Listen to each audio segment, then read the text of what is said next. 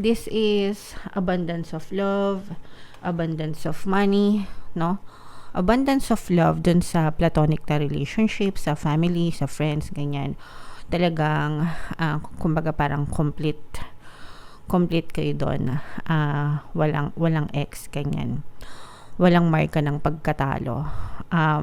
And ganun din sa inyong kaperahan, mga kapiksi. This is abundance of money and abundance of love. Tuloy-tuloy actually yung pagpasok ng kaperahan sa inyo. Kasi for some of you, masipag naman kayo.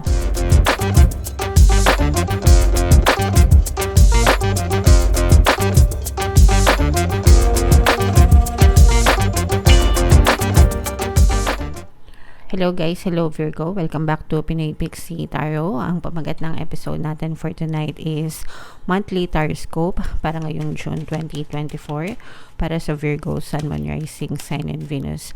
Sa dulo ng video guys, magkakaroon tayo ng yes or no pick a card reading. Ito yung deck na gagamitin natin. Pwede kayo magtanong ng isang tanong answerable by yes or no, tapos titingnan natin yung sagot ng tarot sa inyo. So sa dulo ng video yan guys, kaya make sure na tapusin nyo yung video. Unahin natin itong deck na to guys. Tingnan natin yung mensahe sa inyo ng inyong mga gabay. We have meditation brings answers. Meron din tayong not the right time. And meron din tayong recovery, mga kapiksi. Okay? So, this is a very good news mga kapiksi, especially with this recovery message. Ibig sabihin nito guys, recover, no? Unti-unti kayo nakaka-recover, unti-unti kayo nakakabangon, unti-unting bumubuti yung inyong mga kalagayan.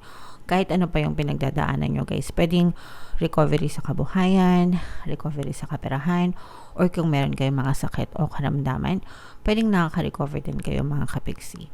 Pero, one thing to note guys, palagi kong kayong sinasabihan na pagdating sa kalusugan, that is something na hindi nyo dapat tinitake for granted and wag nyo lang iasa sa tarot reading. Pagdating sa kalusugan guys, always kayong magpa-check up or magpa-consulta sa mga manggagamot kasi sila yung tamang tao na makakapag-diagnose ng nararamdaman nyo and makakapagbigay ng karampatang lunas sa mga pinagdadaanan nyo mga kapiksi. So, pagdating sa health guys, magpa-check up sa manggagamot, okay? Pero this is sabi ko nga good message kasi sa mga pinagdadaanan nyo, ibig sabihin unti-unti kayong makakaalpas dyan, unti-unting malalampasan nyo yung mga problema nyo and unti-unti kayong makaka-recover, makakabangon at makakabawi sa buhay nyo guys, okay? So i-mind nyo na to guys. Sa comment section, mind pagbangon, mind recovery, mind pagbawi. Yan. Okay. And eto guys, with these two cards, no, parang sinasabi dito na maghinay-hinay kayo sa mga pagdedesisyon, mga kapiksi, kasi this may be not the right time for you. Ibig sabihin parang medyo konti pa, medyo kulang pa sa, kumbaga parang sa bunga, 'di ba, pag sa bunga ng puno, parang hinog sa pilit. Ibig sabihin hindi pa siya kompletong hinog mga kapiksi. And sometimes kapag pinitas mo yung mga ganong bunga, hinog sa pilit, madalas mapakla, hindi masarap. In short, sayang lang. Okay? So, wag kayong magpadalos-dalos sa mga pagdidesisyon nyo mga kapiksi. Take your time, mag-isip mabuti. Kung naguguluhan kayo guys, meditation will bring answer to you. Kapag nagme-meditate kayo guys, nagsusubside yung momentum of thoughts nyo and kumakalma kayo. So, sinasuggest ko talaga na araw-araw gawin yung practice, yung meditation kahit isang beses lang sa isang araw guys. Sobrang malaki yung mababago sa buhay nyo. Kasi lahat yan lahat yan may benefit sa meditation. Physical, mental, emotional, and even spiritual. Mga kapiksi. Kung di kayo marunong mag-meditate guys, meron tayong Tagalog guided meditation dito sa ating channel, pampawala ng stress and anxiety. So, dun kayo magsimula mga kapiksi hanggang sa tuluyang masanay kayo mag-meditate on your own guys. Okay? Alright. So, yan yung mga mensahe sa inyo guys ngayong June. Tingnan naman natin yung ganap sa buhay nyo. Shuffle ko to, guys. Habang sinishuffle ko to, panoorin nyo muna yung video natin regarding sa ating paano mag-manifest ng abundance video course. Kapiksi, sawa ka na ba sa mga struggles at hirap sa buhay mo? Masipag ka ba at masikap sa buhay ngunit hindi ka pa rin umaasenso? Ilang beses ka na bang nag-attempt magnegosyo at mag-invest pero palagi ka pa rin nalulugi? Sa pagkakataon na ito ay maaaring may subconscious beliefs ka na nagiging balakid sa iyong pag-unlad at pagyaman. Introducing, paano mag-manifest ng abundance video course. Dito ay matututunan mong ma-overcome ang mga balakid mo para tuluyan ka ng umunlad, umasenso, sumagana, maging matagumpay, successful at maswerte sa iyong kabuhayan, pera, trabaho, negosyo, salapi at kaperahan ng bonggang-bongga. Dali, mag-send na ng email sa pinoypixitaro@gmail.com at simulan na ang iyong pagyaman ngayon. Alright, so sabay-sabay tayo, guys, magpayaman ngayong 2024.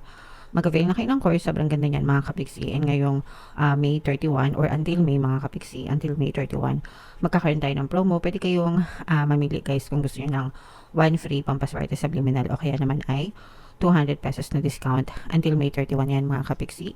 And meron din tayong email coaching, manifest your desires using the law of attraction. If meron kayo, guys, na specific na gusto nyong i-manifest, pwedeng love and relationship, pwedeng money or career, pwede kayo magpabook ng email coaching session with me. Mag-send lang kayo, guys, ng email sa pinoypixitaro@gmail.com. So, Virgo, guys, kayo ay represent ng Queen of Pens sa ating spread.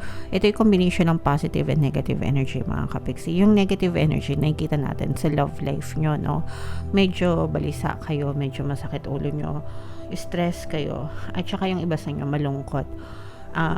Mga kapiksi, pwedeng LDR kayo. Yung iba sa inyo parang binlock kayo ng inyong partner o specific person. Walang communication, ganyan, especially kung LDR kayo. Pero even if hindi kayo LDR, for some of you, parang feeling ko, the effect is the same, mga kapiksi. Parang balisang-balisa ka sa gabi or hindi ka makatulog, hindi ka mapakali, kakaisip sa problema mo. And there's a lot of loneliness inside you, no? Parang kinakain kayo ng kalungkutan right now, mga kapiksi, dahil sa problema nyo sa relationship. Okay? So, ito naman, guys, syempre, hindi naman to basta-basta mariresolve. Sometimes, especially kapag wala talaga kayong communication with your specific person. Kung parang bigla na lang kayo na-ghosted, ganyan. Pero, it definitely takes a lot of courage, no? Dun sa part nyo para huminto, no? Kumbaga para tigilan yung ganitong klaseng energy, mga kapiksi. So, i-divert nyo yung attention nyo sa ibang bagay. Kung ayaw nila makapag-usap right now, 'di ba? I-focus mo na yung attention mo sa sarili mo. Find peace and happiness from within, mga kapiksi, para kahit papaano maka-move on kayo, guys. And then, dadating din yung time na malay mo magkausap din kayo and maging maayos din ang lahat para sa inyo. Kasi yung iba sa inyo parang bigla na lang kayong ginosted nang hindi nyo alam, binlock, ganyan, nang walang dahilan. So meron tayong mga relationship subliminals, guys. Kung gusto nyo, pwede nyo pakinggan yon, mga pampabalisa, pampakontak, ganyan, para kontakin kayo ng person nyo if in case gusto nyo magkausap ulit kayo. Alright? On the good side naman, mga kapiksi, may mga nagmamahal sa'yo, especially yung mga kaibigan mo or kapamilya mo na alam yung pinagdadaanan nyo with regards to your relationship. Parang nandyan sila, they assure you na nandyan lang sila para sa'yo, hindi ka nila papabayaan anytime na kailangan mo ng tulong nila, anytime na kailangan mong umiyak, ganyan, parang hindi ka naman nila papabayaan. So, ito yung unconditional love na tinatawag, especially coming from your family. Sila yung nandyan para sa'yo, hindi ka papabayaan yung mga yan, mga kapiksi. Okay? So, yeah, ito naman, this is abundance of money. Actually, maganda yung energy sa pera at saka dun sa relationship na generic. Pero pagdating sa romantic, ito, nakikita natin yung mga emotional pain. So, for some of you guys, this is abundance of love, abundance of money, no? abundance of love dun sa platonic na relationship, sa family, sa friends, ganyan. Talagang, kumbaga parang complete kayo doon. Walang ex, ganyan. Walang marka ng pagkatalo. And ganun din sa inyong kaperahan, mga kapiksi. This is abundance of money and abundance of love. Tuloy-tuloy actually yung pagpasok ng kaperahan sa inyo. Kasi for some of you, masipag naman kayo. And marami, lalo na kung meron kayo mga online business, ganyan. Parang marami kayong mga clients, marami kayong mga repeat clients. Or even if hindi kayo online, let's say may physical store kayo, ganyan. Maganda yung kita nyo, and ganun din sa mga may trabaho, parang stable and secure yung inyong pinagkakakitaan. So parang magiging eye-opener ito sa'yo, kasi parang marirealize mo na masaya naman yung buhay ko kahit wala siya, kahit wala yung partner ko. Stable naman ako, so bakit ako magmumokmok ng dahil lang sa kanya? Pero sabi ko nga sa inyo guys, talagang yung iba kinakain ng depression at kalungkutan dahil dun sa romantic relationship. Okay, so medyo, sabi ko nga guys, combination ng positive and negative. Medyo iba lang yung tama sa inyo nung negative energy, kasi medyo sariwa pa ito sa inyong pinagdadaanan. So focus on yourself guys. Meron tayong Ho'oponopono subliminal para hindi kayo mauwi sa depression, mga kapiksi. Meron tayong Ho'oponopono subliminal and self-love subliminal. Magandang combo yun guys, para matulungan kayo na makarecover. Ayan, di ba kanina meron tayong recovery na energy. Yan. So tutulungan din kayo ng inyong mga gabay para tulong kayong makarecover sa mga pinagdadaanan nyo. Pakinggan nyo yung Ho'oponopono and self-love para unti-unti kayong makarecover dito sa mga ito. Kasi guys, so grabe itong tama nito. Itong dalawang combo lang na to, sobrang sakit na nito, mga kapiksi.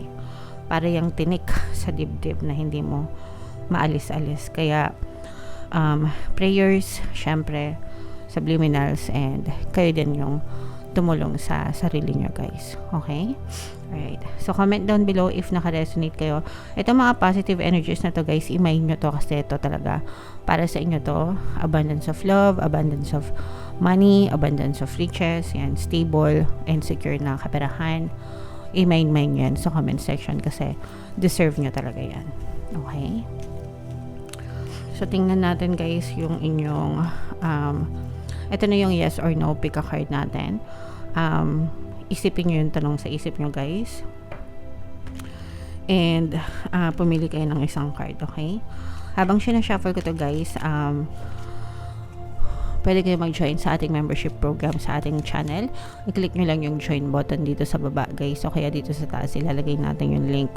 Kapag member na kayo, magkakaroon kayo ng access sa mga exclusive videos natin regarding manifestation using the power of your subconscious mind and law of attraction. So ito guys, hinga ng malalim, tapos itanong nyo sa isip yung tanong nyo, and then pili kayo ng isang card. Ito yung card 1, card 2, card 3. Kung card 1 ang napili nyo, ang sagot sa tanong nyo ay yes. Kung card 2 ang napili nyo, ang sagot sa tanong nyo ay yes. Kung card 3 ang napili nyo, ang sagot sa tanong nyo ay yes, mga kapiksi. Alright? So comment down below Virgo if feeling nyo naka-resonate kayo. Guys, ito yung ating mga pampaswerte subliminals na pakinggan nyo para makatulong sa inyong kabuhayan. And ito naman yung ating success stories ng paano mag-manifest ng abundance video course. Click here to subscribe guys, and click here to join our membership program. Thank you for liking, sharing, and subscribing. See you again next time. I love you all guys. Have a nice day. Bye-bye.